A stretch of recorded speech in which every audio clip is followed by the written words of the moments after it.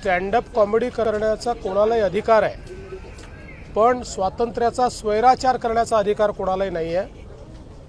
खरं म्हणजे कामराला हे माहिती पाहिजे की महाराष्ट्राच्या जनतेने 2024 साली कोण गद्दार आहे आणि कोण खुद्दार आहे हे दाखवून दिलेलं आहे।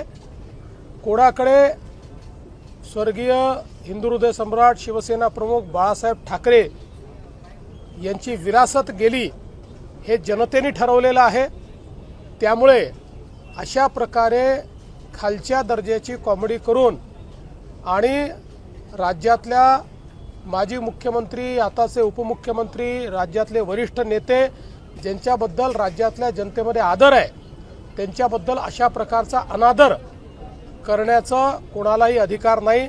हे अत्यंत चुकीचं आहे।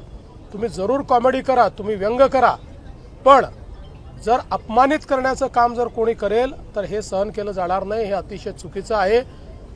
कामरांनी माफी मागितली पाहिजे आणि ते जे संविधानाचं पुस्तक दाखवत आहेत त्यांनी जर संविधान वाचलं असेल किंवा संविधानाची त्यांना जर माहिती असेल तर संविधानानेच सांगितलेलं आहे की स्वातंत्र्याचा स्वैराचार करता येणार नाही, दुसऱ्याच्या स्वातंत्र्यावर तुम्हाला अतिक्रमण करता येणार नाही।